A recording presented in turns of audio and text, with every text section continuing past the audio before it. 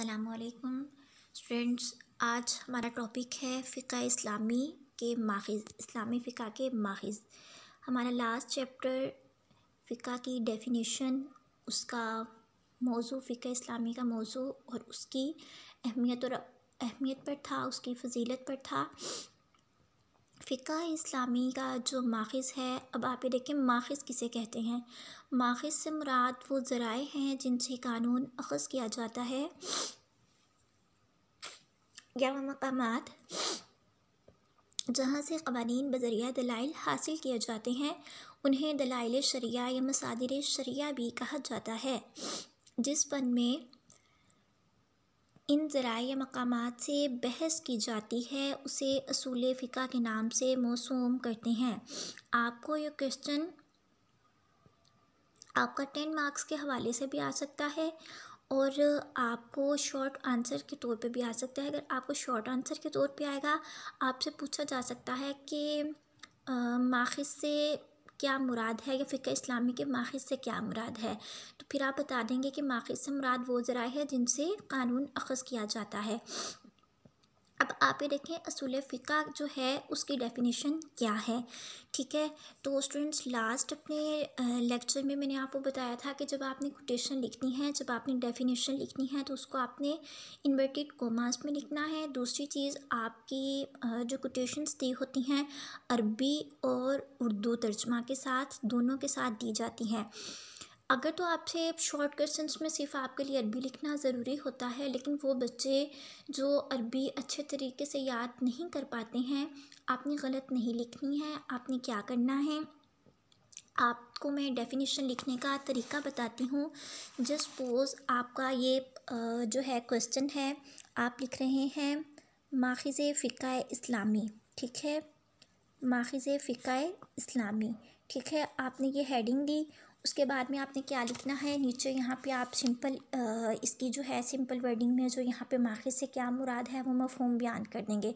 Then जब आपने ये फ़ुक़हा ने जो इसकी तारीफ़ की है, जब आपने ये तारीफ़ बयान करनी है, आपको ये अरबी की जो लाइन नज़र आ रही है, इसको लिखने का मैं आपको तरीका बताऊँ। जस्ट सपोज़ यहाँ पे 3 लाइन्स में आपने ये जो मफ़हूम था ये बयान कर दिया।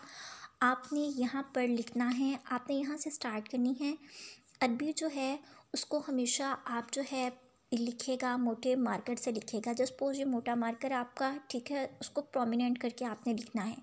आपने क्या करना है, यहाँ से हुआ इल्मुन, आपने मतलब स्टार्ट वाले 2 वर्ड लिख दिए, दरमियान में आपने डॉट्स लगा देने हैं, ठीक है, इस तरीके से कर देना है।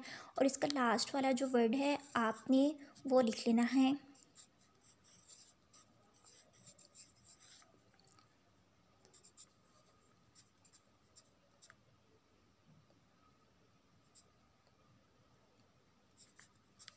Is it clear? इस तरीके से आपने लिख लेना है कि पहला वर्ड दरमियान में डॉट्स लगा देने हैं एंड देन आपने लिखना है। और इसकी जब आपने एक डेफिनेशन लिखनी है, जब आपने इसकी कोटेशन लिखनी है, आप पहले यहाँ पे हेडिंग देंगे, इसको भी आप मार्कर से प्रोमिनेंट करके लिख दीजिएगा। आप लिखेंगे तर्जमा की, आप नीचे हेडिंग देंगे, ठीक है, तर्जमा। और फिर आपने उसके बाद क्या करना है, उससे निचली लाइन में आपने इन्वर्टेड कोमास में, देखें यहाँ पे तो जस्ट ये एक लाइन में लिखी हुई है, आपने एक लाइन में नहीं लिखनी है। आपने इसको क्या करना है, यहाँ से आपने इन्वर्टेड कोमास में आपने इसकी डेफिनेशन स्टार्ट करनी है कि असूल फ़िक़्ह क्या है।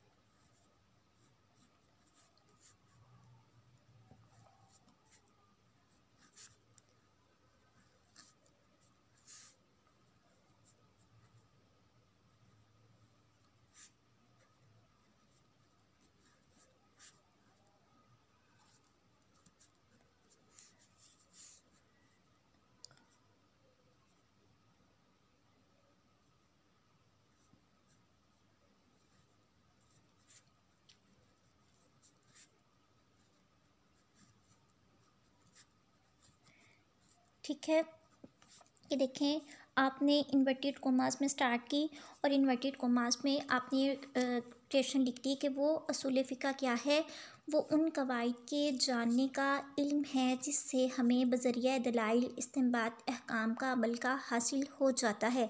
इन्वर्टेड कोमास में स्टार्ट की, इन्वर्टेड कोमास में आपने लिख दी, मतलब इन्वर्टेड, ठीक है, आपकी ये बंद हो गई।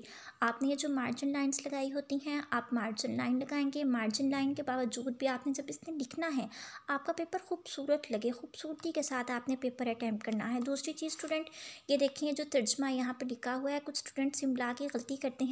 कुछ बच्चे तर्जमा को इस तरीके से लिखते हैं, मतलब आइन बीच में डाल देते हैं। तो ये जो चीज़ है, इस तरीके से आपने तर्जमा नहीं लिखना। आपने तर्जमा किस तरीके से लिखना है? तर्जमा आपने इस तरीके से, तर्जमा, ठीक है, जिसको आप ट्रांसलेशन कहते हैं ना, ट्रांसलेशन, ठीक है। तर्जमा मतलब किसी भी चीज़ का, जैसे, हाँ, अब देखिए ना, जो अरब के लोग थे, उनको तो अरबी ज़ुबान पे महारत हासिल थी, उनकी तो लैंग्वेज ही ये थी ना। तो लेकिन हम क्या हैं, हमारी जो ज़ुबान है वो उर्दू है ना, मतलब हम उर्दू बेहतर समझते हैं। हमारे पाकिस्तान में उर्दू बोली समझी जाती है, पंजाबी है हमारी ज़ुबान। तो क्या है, हर इसको जैसे कुरान पाक भी है, इसको भी ट्रांसलेशन की गई है ना, मुख्तलिफ वर्डिंग में। ट्रांसलेशन क्या होती है, तर्जमा क्या होती है?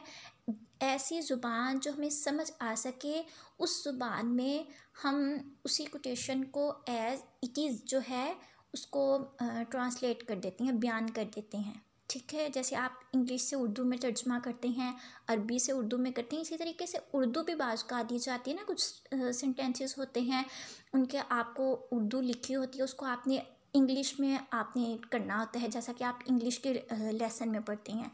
Is it clear students? Okay, अब हम अपना टॉपिक आगे पढ़ेंगे, ठीक है। तो अब हमारा नेक्स्ट आगे क्या टॉपिक है? हमारा आगे टॉपिक है, सॉरी स्टूडेंट्स, मतलब ये आपको कुछ नज़र आ रही होंगी चीज़ें। एक्चुअली मेरी तबीयत कुछ ठीक नहीं है, तो मैं इस वजह से ज़रा इजी होकर बिस्तर में बैठ के आपको लेक्चर दे रही हूँ, ताकि आपका टाइम वेस्ट ना हो, आपका आज का दिन लेक्चर का मिस ना हो। तो हमारा अगला टॉपिक क्या है? हमारा नेक्स्ट आगे टॉपिक है फ़िक़्ह इस्लामी के माख़िज़ है। फ़िक़्ह इस्लामी के 4 बुनियादी माख़िज़ हैं, तो इंशाल्लाह उसको हम मज़ीद नेक्स्ट पढ़ते हैं।